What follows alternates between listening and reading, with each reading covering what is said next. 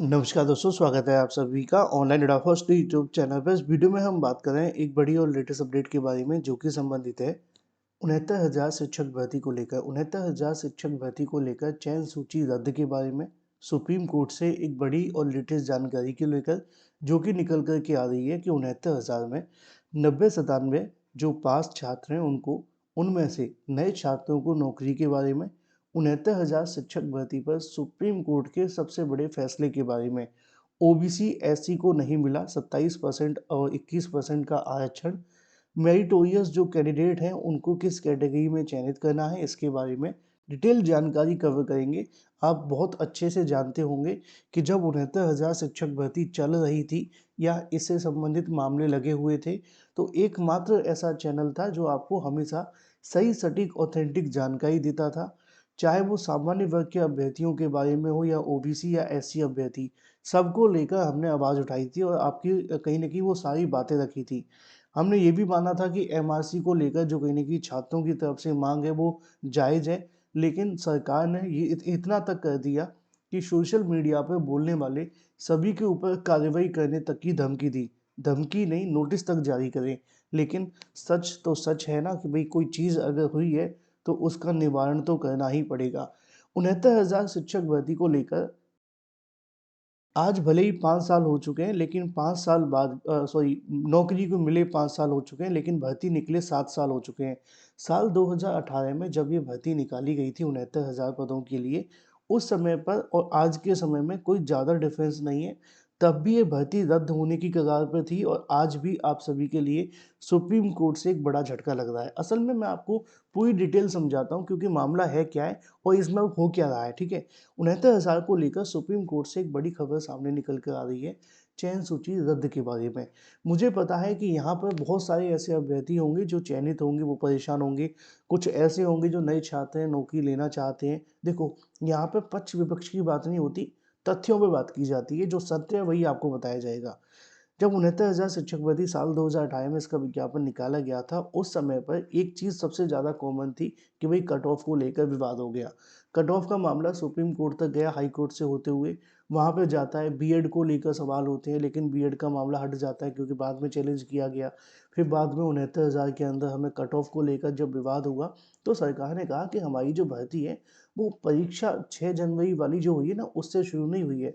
हमारी भर्ती का नोटिफिकेशन तो बाद में जारी हुआ है, जो कि 69,000 के लिए जब सुप्रीम कोर्ट का आदेश आया, तब उन्होंने वो जारी किया था साल 2020 में। तो शासन आदेश जारी होने के बाद हमारी भर्ती शुरू होती है, तो हमने कट ऑफ पहले लगाया ही नहीं है। और उन्होंने ये भी इस बात को लेकर भी दावा किया कि कट ऑफ नहीं है, वो मिनिमम क्वालिफाइंग मार्क्स था। ये सारी बातें आपको अच्छे से पता है। फिर क्या होता है, फिर आता है कि आप सभी की चयन सूची। जब चयन सूची आती है तो ओबीसी एससी अभ्यर्थियों ने दावा किया कि भाई हमें 27% 21% जो आरक्षण है पूरा नहीं दिया गया है। उन्होंने कहा क्यों नहीं दिया गया है, इसलिए नहीं दिया गया कि जो मेरिटोरियस कैंडिडेट हैं, देखो मेरिटोरियस होता है कि जिसकी हाई मेरिट है, ठीक है। एक होते मेरिटोरियस रिजर्व कैटेगरी, यानी कि जो ओबीसी एससी में से आते हैं लेकिन वो मेरिटोरियस हैं। अब यहाँ पे आप जानते हैं कि जब आपकी भर्ती निकाली जाती है तो इसमें जो आरक्षण का प्रावधान है, 50% जो सीटें होती हैं वो अनरिजर्व के लिए होती हैं, यानी कि वो आरक्षित होती हैं जिन पे कोई भी चयनित हो सकता है। 27% जो आती हैं वो ओबीसी के लिए रहती हैं, 21% एससी के लिए होती हैं। जब ये सारी की सारी सीटों को बंटवारा देखने के लिए मिला, तो यहाँ पर एक चीज़ सबसे ज़्यादा कॉमन होती है और वो कॉमन ये थी कि जो आपकी मेरिटोरियस रिजर्व कैटेगरी वाले अभ्यर्थी हैं, उनको लेकर मामला फंस गया। बहुत लोगों ने अपनी आवाज़ उठाई, सरकार से लेकर शिक्षा मंत्री तक लोगों ने मुलाकात की, लेकिन बाद में कोई नतीजा नहीं निकला। एक पिछड़ा वर्ग आयोग नाम की संस्था थी, उसके माध्यम से इस बात को कंसीडर तो किया गया, लेकिन वहाँ से भी कुछ ज़्यादा बेनिफिट नहीं मिल पाया। उसकी वजह ये थी कि वो सरकार पर दबाव नहीं बना पाए। अगर वो अपना उस समय सॉरी, गले में कुछ आ गया था। उस समय का अगर दबाव उनके माध्यम से सही तरीके से बनाया गया होता, तो ये मामला आज यहाँ तक नहीं पहुँच पाता। बाद में क्या होता है, बाद में 69,000 शिक्षक भर्ती के अंदर सिंगल बेंच में मामला जाता है। सिंगल बेंच में बहुत लंबे समय के बाद सुनवाई होने के बाद एक डिसीजन आता है। वो डिसीजन ये कहता है कि 69,000 शिक्षक भर्ती में जो सूची है उसको रिविज़िट किया जाए और ये चेक किया जाए कि क्या सही में 27% और 21% आरक्षण नहीं दिया गया है। अगर नहीं दिया गया है तो इसको दिया जाए, पहला। दूसरी कंडीशन उन्होंने ये रख दी कि यहाँ पे जो एक बार आरक्षण का लाभ ले चुके हैं उनको दोबारा आरक्षण का लाभ ना दिया जाए। अब ये यहाँ पे आप मुझसे मत कहना, मैं आपको बता देता हूँ असल में ये क्या होता है। ये कोर्ट ने ही कहा था, मैं बस आपको समझा रहा हूँ। उनका ये कहना था जो रिलैक्सेशन आपको मिला था, चाहे वो टीईटी के अंदर मिला हो, सुपर टीईटी के अंदर मिला हो, तो उनका कहना था कि एक बार आरक्षण का लाभ ले चुके हैं तो दोबारा ना दो। सिंगल बेंच के इस आदेश के खिलाफ उन्हीं छात्रों ने डबल बेंच में याचिका दाखिल कर दी और उन्होंने इस मामले पर जब डबल बेंच में दोबारा याचिका डाली तो पूरा फोकस यही रखा कि जो आरक्षण को लेकर कहीं ना कहीं सिंगल बेंच का आदेश आया है वो आरक्षण नहीं, रिलैक्सेशन है। रिलैक्सेशन जो एक छूट दी जाती है, और उन्होंने पूरी कोशिश की कि जो आरक्षण और रिलैक्सेशन को अलग अलग माना जाए। कोर्ट ने इस बात को फिर कंसीडर किया, डबल बेंच के माध्यम से आदेश आ गया कि हाँ, जो रिलैक्सेशन है उसको रिलैक्सेशन रहने दिया जाए, उसको आरक्षण न माना जाए। और जो 69,000 शिक्षक भर्ती है उसके अंदर ओबीसी एससी अभ्यर्थियों के लिए एक बार फिर से चयन सूची को रिविजिट किया जाए। डबल बेंच के आदेश आने के बाद चीज़ें बदली, क्योंकि डबल बेंच ने बड़ा ही क्लियर आदेश दिया कि जो सामान्य वर्ग के अभ्यर्थी है उनको बाहर निकाल दिया जाए और उनकी जगह पर ओबीसी एससी को नौकरी दे दी जाए। बाद में उन्होंने ये भी कहा कि अगर सरकार चाहे उनके प्रति सहानुभूति दिखाते हुए तो वो इनको पॉलिसी बना करके नौकरी में भी रख सकती है, यानी कि बाहर ना भी निकाले तब भी चलेगा। दोनों ही ऑप्शन कोर्ट के माध्यम से खोल दिए गए। अब वहाँ पे कहीं न कहीं जो चयनित अभ्यर्थी हैं, उनकी तरफ से इस बात को लेकर मुद्दा उठाया गया। उन्होंने कहा कि नहीं, ये डबल बेंच का आदेश तो उनकी नौकरी खतरे में डाल देगा। तो फिर उनके माध्यम से सुप्रीम कोर्ट ऑफ इंडिया के अंदर एक बार फिर से पिटीशन फाइल कर दी गई। सुप्रीम कोर्ट में काफ़ी लंबे इंतज़ार के बाद जब पिछली सुनवाई होती है, तो चीज़ें बदलती हैं। और एक चीज़ इससे पहले मैं आपको बता दूँ कि अगर आप एलटी ग्रेड की प्रिपरेशन कर रहे हैं, तो जीके जीएस के लिए एक स्पेशल क्रैश कोर्स चल रहा है, मात्र 199 के अंदर। वैसे इसका प्राइस 399 है, लेकिन आपको 199 मिल रहा है। इसमें 40,000 वन लाइनर क्वेश्चन है, 6 मंथ का करंट अफेयर, 25 प्रैक्टिस सेट है, daily classes plus 4,000 expected question रखे गए। करना क्या है, 7986240141 पे व्हाट्सएप करके आपको पेमेंट करनी है और इस कोर्स को आप परचेस कर सकते हैं, अपनी तैयारी शुरू कर सकते हैं। यकीन माने अब तक जो एग्जाम में क्वेश्चन पूछे गए वो सारे के सारे इन्हीं में से आए हैं।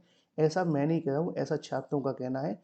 यहाँ पे आपको देखने के लिए मिल भी जाएगा। एक अभ्यर्थी ने कमेंट करके जानकारी भी दी है कि जो जीके जीएस का पोर्शन हमने परचेस किया था 199 में, सारा का सारा 95% एग्जाम में इसी में से देखने के लिए मिला है। तो देर किस बात की, अभी परचेस कर ले। वापस आते हैं अपने मुद्दे की तरफ। मुद्दा हमारा बड़ा क्लियर था 69,000 शिक्षक भर्ती के बारे में। अब 69,000 को लेकर 16 दिसंबर 2025 को एक बार फिर से मामला न्यायालय में लग चुका है। मामला न्यायालय में लगने के बाद जो चीज़ें हैं वो थोड़ी सी और ज़्यादा कहीं ना कहीं तेज़ हो गई हैं, क्योंकि पिछली सुनवाई में इस मामले पर 2 घंटे के आसपास सुनवाई देखने के लिए मिली थी। उसमें क्या मुद्दा उठाया गया था आप जानते हैं, सेम बात थी कि यहाँ पर जो आरक्षण का मामला है उसको भी रखा गया, क्योंकि जो सामान्य वर्ग के चयनित अभ्यर्थी हैं उन्होंने पूरी कोशिश की कि कैसे भी ना कैसे करके इस बात को रखा जाए कि जो एक एक बार आरक्षण का लाभ ले चुके उनको आरक्षण ना मिले। और ओबीसी एससी अभ्यर्थियों ने कोशिश की कि जो आरक्षण उनको मिला है उसको आरक्षण ना कहते हुए रिलैक्सेशन तक ही सीमित रखा जाए, जिससे कि उनको बाहर का रास्ता न देखना पड़े। अब यहाँ पे आ जाते हैं मेरिटोरियस रिजर्व कैटेगरी वाले अभ्यर्थी। असल में होता क्या है कि मान लो जो अभ्यर्थी ओबीसी एससी वाले हैं, उनकी तरफ से क्या हुआ कि यहाँ पर किसी ने अगर ओबीसी है और अगर उसने एक बार आरक्षण का लाभ ले लिया है, तो होता कैसे चयन में आपको वो बता रहा हूँ, मैं नहीं बता रहा कि कैसे करना है। तो अगर उसने उसने एक बार आरक्षण का लाभ ले लिया, तो यूपीपीएससी क्या करता है, उत्तर प्रदेश लोक सेवा आयोग, वो दोबारा आरक्षण का लाभ देता नहीं है, क्योंकि वहाँ प्री मेंस की परीक्षाएं होती हैं, है ना। तो वो ये कहते हैं भाई प्री में हमने आपको आरक्षण दे दिया, मेंस में हम आपको आरक्षण नहीं देंगे, है ना। तो वहाँ का सिनारियो ये होता है। तो उसमें जो मेरिटोरियस रिजर्व कैटेगरी वाले अभ्यर्थी होते हैं, मान लो कि युवा की कट ऑफ गई थी 97, जनरल की कट ऑफ 97 गई थी, है ना। तो क्या होता है कि जो 97 कट ऑफ रहती है, अगर वो ओबीसी वाला अभ्यर्थी 98 नंबर लेकर के भी आएगा ना, तब भी उसको यूआर की सीट पे चयनित नहीं किया जाएगा। यानी कि जनरल की कट ऑफ ज़्यादा होने, जनरल से ज़्यादा कट ऑफ होने के बावजूद भी उसको यूआर की सीट पे चयनित नहीं किया जाता। ये कह दिया जाता है कि आपने एक बार आरक्षण का लाभ ले लिया है, इसलिए अब आपको दोबारा न मिलते हुए आपको अपनी ही कैटेगरी में रखा जाएगा।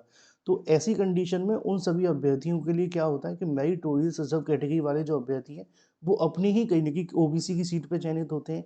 अब जितने ज़्यादा नंबर वाले अभ्यर्थी अगर जनरल की कट ऑफ से ज़्यादा लाए हैं ओबीसी एससी वाले अभ्यर्थी, अगर उनको उनकी ही कैटेगरी के अंदर चयनित कर लिया जाए, तो लाजमी सी बात है कि कट ऑफ बहुत ज़्यादा कहीं न कहीं उनकी हाई जाएगी ओबीसी वालों की, और जो लो मेरिटोरियस ओबीसी एससी कैंडिडेट होंगे वो सीधे बाहर हो जाएंगे। क्यों? क्योंकि हाई मेरिटोरियस आगे गए नहीं, इसकी वजह से लो मेरिटोरियस जो उन सीटों पर चयनित होने चाहिए थे, उनके लिए वहाँ पे कुछ बचा नहीं। तो सरकार ने, अब मैंने आपको स्टार्टिंग में एक पूरी कहानी सुनाई थी स्टार्टिंग से कि भर्ती का विज्ञापन कब आया, कैसे हुआ।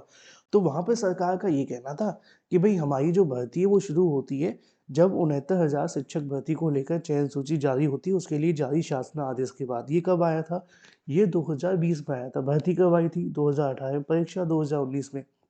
लेकिन जब कट ऑफ को लेकर विवाद चल रहा था, उस समय पे उनके माध्यम से इस बात को रखा गया था कि जो हमारी भर्ती शुरू हुई है वो 2020 में शुरू हुई है, क्योंकि शासन आदेश तभी जारी हुआ है। तो अब देखना ये दिलचस्प होगा कि इसके मुताबिक सरकार तो पहले से इस बात को कंसीडर कर चुकी है कि भर्ती तो हमारी अभी शुरू हुई है ना? अब ऐसी कंडीशन में फिर आगे किस तरीके से आरक्षण फॉलो किया जाएगा? मैं इस बात को पूरे तरीके से क्लियर कर दूं कि मेरा सपोर्ट समर्थन सभी अभ्यर्थियों के लिए है। मैं किसी एक के बारे में कुछ भी नहीं कह सकता, क्योंकि बहुत सारे अभ्यर्थी मुझसे पूछ रहे थे कि सर आपके अकॉर्डिंग फैसला किसके पक्ष में जा सकता है। देखो, जहाँ तक मुझे लग रहा है चीज़ें वही रहेंगी जो सिंगल बेंच के माध्यम से, डबल बेंच के माध्यम से आई थी। क्योंकि अभी तक हमने एक चीज़ तो आपने देख ली ना कि आपने सिंगल बेंच देखा, डबल बेंच देखा, हर बेंच में एक ही बात पे डिसाइड किया जा रहा है कि आप चयन सूची में ये तो तय करो कि पूरा आरक्षण दिया गया है या नहीं दिया गया। तो सिंगल बेंच का आदेश आया तब भी हमने चेक नहीं किया, डबल बेंच का आदेश आया तब भी हमने चेक नहीं किया। तो अभी तक गवर्नमेंट के माध्यम से कभी दोबारा चयन सूची बनाई कहाँ गई है, दोबारा से चेक कहाँ की गई है। तो पहली चीज़ तो ये होगी कि सुप्रीम कोर्ट भी यही आदेश देगा। अब इस वीडियो में मैं आपको इस बात पे जानकारी क्यों दे रहा हूँ, उसकी वजह भी है। उसकी वजह ये है कि कुछ बहुत बड़ा फैसला इस मामले पे आ सकता है, क्योंकि सुप्रीम कोर्ट से एक बार फैसला आ गया तो बहुत रेयर चांस है कि कुछ बदलाव आपको देखने के लिए मिलेगा, चाहे वो फैसला सामान्य वर्ग के अभ्यर्थियों के पक्ष में हो या ओबीसी एससी अभ्यर्थियों के पक्ष में, है ना? ये बात तो सच है कि ये फैसला किसी एक के पक्ष में 100% आ सकता है। अब सिंगल बेंच और डबल बेंच के डिसीजन को देखा जाए तो लगता तो यही है कि सुप्रीम कोर्ट भी कोई ऐसा ही आदेश दे सकती है। अब कोर्ट में बहुत सारे आदेश अलग अलग समय पर लगे होते हैं।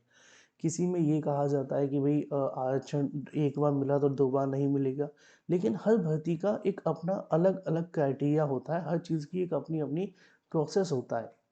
तो एक भर्ती को दूसरी भर्ती में एज इट इज़ लागू कर पाना थोड़ा सा मुश्किल है।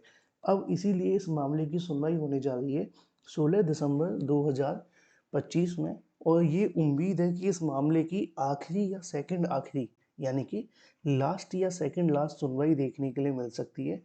और अगर सब कुछ सही रहा तो इसके बाद शायद सुप्रीम कोर्ट ऑफ इंडिया कभी भी इस मामले पे अपना जो फैसला है वो रिजर्व कर लेगी या सुना देगी। सुनाना थोड़ा सा मुश्किल होगा क्योंकि इसमें आदेश बहुत ज़्यादा है, तो रिजर्व ही किया जाएगा। फिर 2-3 महीने का समय आने में, यानी कि 26 के मिडिल में ये तय हो जाएगा कि क्या करना है। लेकिन 16 तारीख को होने वाली सुनवाई बहुत कुछ इस मामले पर अपना जो कहीं न कहीं डिसीज़न है वो क्लियर कर देगी। जो भी सही सटीक ऑथेंटिक जानकारी होगी वो मैं आपको दे दूँगा। अगर आपके मन में कोई सवाल है, कमेंट करके पूछ लेना।